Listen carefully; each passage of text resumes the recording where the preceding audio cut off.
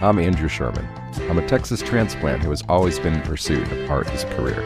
I've played in bands, pursued an acting career in Hollywood, but I found it behind the lens of a camera here in Dallas, Texas. I was born in New York, I've lived in Chicago, Los Angeles, Austin, but I love Dallas. There's a magical artistic scene in Dallas that mostly goes unnoticed to the outside world. This podcast is focused on what makes it so special and the people who make it thrive artistically. If you don't live here, and even if you do, you might not have heard of them. This is the Dallas Famous Podcast. So who you gonna be? Who you gonna be when you're all grown up? Who you gonna be? Who you gonna be when you're all for us? Yeah. This week on the Dallas Famous Podcast, my guest is Diana Cox. Diana may have grown up in the mid-cities, but she's all Dallas now. She started escaping to the Dallas music scene when she was 17. She went from playing in the punk band Sawed Off Stick and skating roller derby in the Dallas Derby Devil League to joining the Texas National Guard and then back to the music scene. Diana has been the director of operations of Kessler Presents for 10 years and is one of the main people behind the reopening of the historic Longhorn Ballroom. She still plays in a band with her husband called STATION WAGON and even co-hosts her own podcast called the Devil's Trap Podcast. Please enjoy my chat with Diana Cox. Okay, we are back at the Kessler Theater, actually sooner than I expected, with Diana Cox, who is your Kessler Presents. You're one of the team of Kessler Presents. Yeah, I'm a director of operations. Oh, so you're the boss. Something like that. Okay, sometimes. so you're not just on the team, you're leading the show. That's cool. Sort of, for Kessler Presents, yeah. So. Yeah. Let's just start with that. Let's just start with talk about Kessler Presents. Obviously, well, for those that don't know, the Kessler Theater is here in Oak Cliff. Yeah. Yeah, so Kessler Presents is the operating company. We're the promoter behind the Kessler Theater. We also have the Heights Theater in Houston. We produce shows as Kessler Presents Austin. And we're the team behind reopening the Longhorn Ballroom. Cool. Wait, so in Austin, what do you do? We work with partner venues there. We don't have our own venue, but we put shows on there. And so sometimes an artist wants to go, hey, I want to play Dallas, Houston, and Austin. And we're like, cool, we can do all 3 days. Oh, that's handy. Part of the show is sort of getting to know how things work. So maybe take a second, like, how does that work? Like, you're in the office and, somebody's like, I want to put on a show. Like, they come to you. What happens? Oh, I direct them to the people that do the booking. Okay. So no, once a show is booked, I will take a little credit. I do get the opportunity to sometimes pitch artists. I get a lot of opportunity to help propose opening artists for shows, which is one of my great joys, especially if I can, bring in someone from our local community or that I caught somewhere that put them on a bill. And then see them grow as an artist. That's just one of the coolest things, I would say. But no, on a day-to-day, we've got people on our team that do the main booking for us. And then once the show is ready to roll, that's when it comes to my desk. And then our team kind of divvies up. We've got someone that does the ticketing, someone that does the marketing. And I'm like, all right, we're going to announce on this day. I sign the contract and all those kind of things. And make sure it goes properly. Everybody gets staff, artists, everybody gets paid what they're supposed to get paid. Everybody's happy at the end, and then check all the numbers at the end of the day. Okay, so that's a lot. I like that this venue, it's such a gorgeous venue, and it sounds fantastic, and it's just really cool how you're definitely having local artists here all the time. I mean, it's cool to see a big artist here, but for local artists, this is like a staged, like, memorable show for them. No, I agree. I think it's such a cool balance where we'll have like a touring artist with thousands and tens of thousands of followers and hits and records and all these things one night, and then the next night we'll have one of our beloved local or regional artists that gets up there and is on that same stage with a great audience too. It's just a really nice balance, I'd say. Yeah, definitely. My first show here, I got to shoot Rhett Miller solo, which of course, local favorite. Of course. But that was cool because, I used to live in LA, and so not that I wasn't in venues where you could mingle, but it just felt different here specifically, where it's just like, oh, there's Rhett hanging out in the lobby, right? And let's just all mix it up. It was cool. And yeah. Anyway, I got way ahead. Yeah, it's all right. Let's get to know you a little bit. Let's start with you. Are you a Texan? I am first generation. Yeah, Dallas or? I grew up in Bedford, so I'm from the suburbs in the middle, between Dallas and Fort Worth. DFW. And and then growing up, I super suburbia, but at the same time, I thought it was like something that really great because I could get to Fort Worth or Dallas at any given time. It's pretty easy to get to both cities.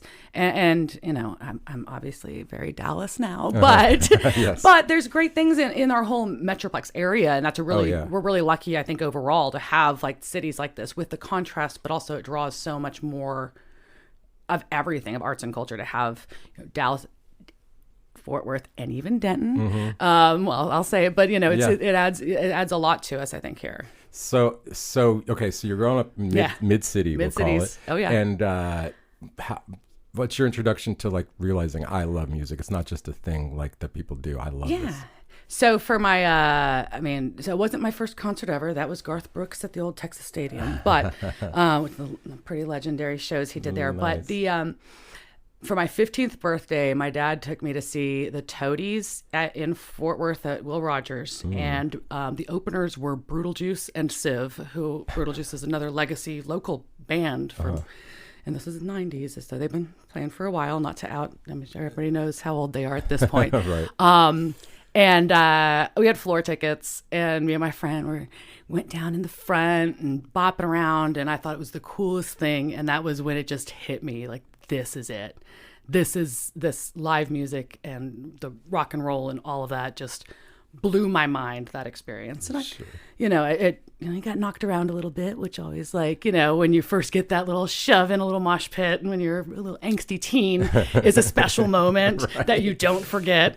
And that was kind of like the launch of it for me. I guess like within, a year or two, I was the girl with the station wagon that had permission to drive to Deep Ellum out of all of her friends. And as long as I answered my pager, if mom and dad paged, then and got home by curfew, I could drive my friends and we could go to the all ages punk rock shows. Nice. And so I was doing that within a couple of years of that show. Okay, so you're the cool friend for sure, the cool parents at least. Well, my parents were into music, and that's they important. like that. That's the thing. That's like that. Yeah, if your parents aren't into it, you're fighting the whole time. Yeah. Which I know some people become great artists because of that too. So you're going to concerts. Yeah. Did you play music ever? I at that point in my life, no. I had done dance. I did do band briefly in junior high. It was not my thing. What instrument? No, they assigned me the bassoon. Oh, they assigned. Oh, you're that person. Yeah, I was that girl. You're so like picked last in band, basically. yeah, pretty much. So I did choirs and things like that, but I wasn't making music at that point in my life at all. I just was really into going to shows and that experience of it. That was the whole thing. Sure. And getting in, being a little rebellious with shaving my head and going in mosh pits and, hanging out at. You have photos of this? Oh, yeah. Oh, God, I'm curious now. I had. They changed the school dress code because of me for 1 year. Oh, wow. Yeah. That's a badge of honor. Yeah.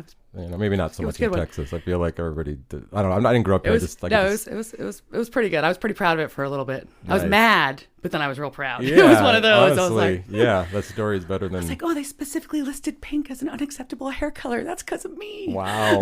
I wonder if they changed that. That's gone. Yeah. Yeah. Now they don't care. They're like, just show up to school, kids, please, for the love of God. So Right. So okay. So you went to college. yeah. So I went to school. I did what I call the tour of North Texas colleges. So I kind of also gotten into like a little bit of like the rave scene at that point. So I went from like little club punk rock shows at Orbit Room, Galaxy Club, and then we kind of got a little bit into electronica kind of rave scene, which was still like where you called the phone number to find out where the party was kind of days before it was like at a club. But I still always loved going to live shows, and I went to Texas Wesleyan for a couple of years.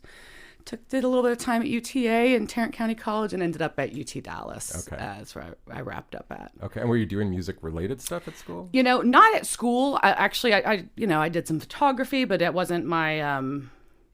I learned that I was not going to be a digital photographer, and that was the way of the future. And so I was not going to be professionally a film photographer. So I kind of moved on. It was a really beloved hobby, but it's not something I do anymore. But I did a little bit of that in school. But no, I was really interested in radio and TV. That was my jam. That was what I thought I was going to go do, which is kind of interesting in some ways now. But no, I kept going to school and bouncing around, and kind of just got to the point where I'm like, whatever I'm closest to having my degree in, that is my degree. Don't Right. care. Yeah. And so I finished my bachelor's and went and got a job like you do in between, like, scheduling, like, oh, where do I want to live? I want to live in Dallas, even though I don't work in Dallas at that time because I was hanging out and going to shows. Sure. It's around the time I started playing roller derby. So I was with the Dallas Derby Devils. Oh, cool. And so this is where I get a little more into music world. Okay. With that, we one of the girls I played with, we got recruited by a local band to just like do like some go-go dance and some backing vocals on one show. And that actually turned into being invited to be in the band as a regular member of the band. Called... This was Sawed Off Sick was the name of the band. Okay. I also got to do a little bit of the band booking for some of the roller derby events. So I'd because I'd been going to shows and I had met bands because I really was out. I was out a lot. So, Right. And so I got to do that. And it was, we had a lot of fun. We didn't do like a lot of touring, but we were playing in Deep Ellum, at a, Dark Side Lounge, which was a once upon a time small venue next to the Elm Street Bar, and got to play at Trees, which was cool. And then, somewhere around there is when LaGrange opened. We played there, which is now where Three Links is located. And around that time, though, I kind of did the, my career's not really doing what I want it to do. So I think I'm going to go back to school. And so I did. I went back and to study political science, and that's what I got my master's at UTD with that. And in the middle of my master's program, I also decided that I really wanted to have a different experience in life, and I should join the military. So I joined the Texas Army National Guard. I did not see that coming. So I went to Army basic training in my late 20s, which is an experience.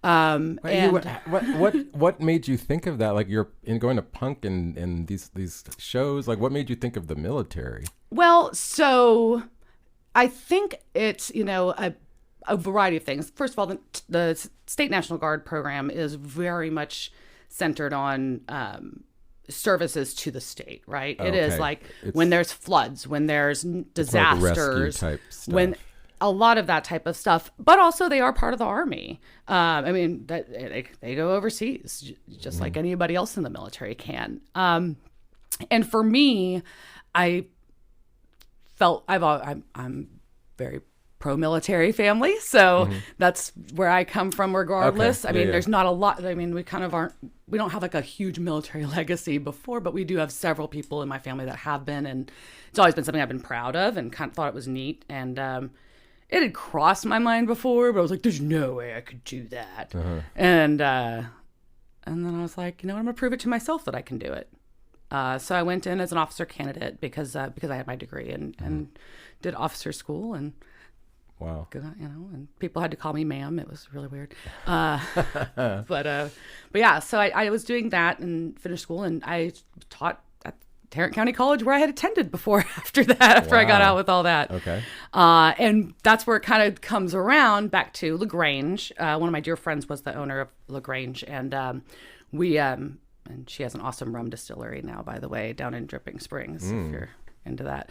But I started helping out with her business. I was teaching, I had the National Guard going, so I had stuff going, but I was like, hey, I can help do some day-to-day stuff and some events, when there's a private event or whatever, and pick up a couple, bartender cafe shifts. Sure, having like 4 jobs, no big deal.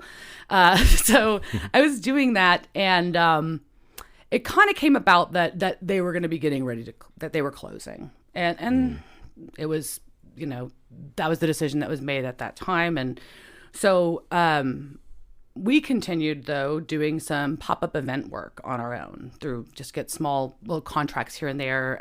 Me and my friend Stephanie and another girl, we were doing these little pop-up events. And through that, she actually got connected with Edwin, and who the owner of the Kessler, and basically I got roped. We got roped into doing events, and then from there it was like, no, you need to be here full time. So The Kessler was already established at that point? the Kessler was open. Yeah, this was about this would have been 2013 when I joined the team. So the Kessler opened in 2010, and then I joined the team in 2013. Okay, wow. So you've been here pretty much the whole time, more or less. Close Yeah, to it. yeah. 10 years now. This year, 10 years. Wow, Yeah. congrats. Is the Heights, Crazy. where do the Heights come in, like, time-wise? The Heights Theater we opened in 2017. 16 or 17. Okay, I've gotta look. yeah. I swear, like my concept of years, Yeah, it's COVID, okay. COVID ruined that. I'm like, what yes. year is it? I don't know. Yeah, like, because we that kind of just didn't count. It was just 2 years those that just years. disappeared Yeah, to nothing. Yeah. It's But strange. yeah, we opened that down in Houston. About just over. I guess we're on 6 years now. So Can you take us like a sidestep and give us a little bit of history of how the Kessler became the music venue it is now? Because I know it was a movie theater, right? Yeah. So the history of the building itself. So the Kessler Theater is the National Historic Registry. It was built in 1941 as a movie house era. During that time, Gene Autry was one of the owners, the famous singing cowboy from Oklahoma. Right. But like most movie houses of that time, post World War II, kind of started closing down. One of the what is believed to be benefits of why this property didn't get torn down, like so many movie houses of that era, is the storefronts. Because if you come to the Kessler, you usually just enter on the corner and you see like, oh yeah, we're in the Kessler. But if you look on the Davis Street side, there's storefronts there. There's businesses there. Right. And so it's not just a standalone theater. It had other Interesting. pieces So to that's it. how it was spared. That's basically. that's the part of the belief of why it's made it this far. Okay. It was kind of, it started getting used as a revivalist church, but at some point in there, it did get hit by the tornado of 1957, a very famous tornado that hit Dallas. You can actually see, if you look at the aerial photos, the line, like it cuts straight across the building. It's wild. I saw pictures of the building, but I didn't see that one. And if you ever are on our green space out back, which is sometimes we've hosted some little outdoor shows there, if you look up at the brick wall, you can see a kind of a U shape across the back where the brick color is slightly different. And that's actually where the tornado cut through. Interesting. You can see that across the back of the building. But yeah, and then they rebuilt though. And then it did have a fire in the early 60s.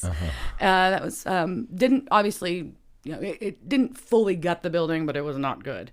And then the Revivalist Church moved on shortly after that is the story. So it was used as, like an embroidery shop, storage, a few other things, kind of just miscellaneous purposes for 30 plus years. So it just kind of wasn't a fully used property until it was purchased by our owner who decided that it needed to be revitalized. Did he see it and say, this would be a good place for a music venue? That was always the idea. Okay. That was the plan. Yeah, I'll have to talk to him and get his story. Yeah, music and events, and it was used as a dance studio as well. I mean, the wood floors in the theater are sprung, so you can so it's good for dancing. Okay. So I know we do a lot of seated shows, but we do have Right. some I was gonna standing, say, and you it's could have, actually a like, sprung floor. swing shows with dancing, and you could do that, I guess. Yeah.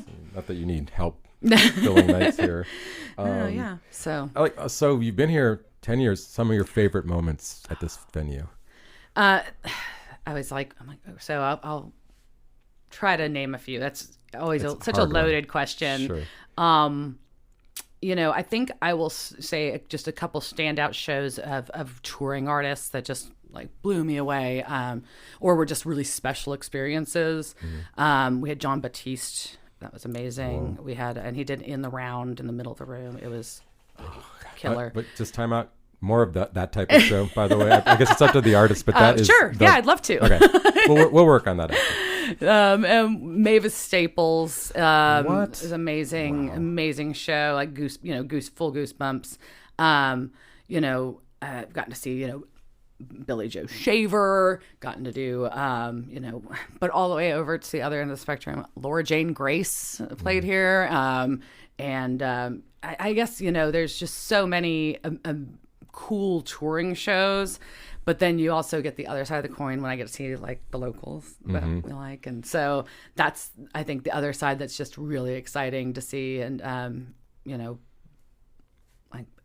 name drop my Joshua Ray Walker, Vandaliers, and then seeing Summerdine. I mean, we've just had so many really cool. Like obviously that's more on the countryside, but I mean we've also put on Henry the Archer and other things that are just really unique, fun shows. A little more rockin'. I know we do a lot of quote unquote Americana music, but English beat. That's how fun is that? What? Like, I missed that one. Yeah. So we've gotten to some really cool, fun stuff. That's just been always a good.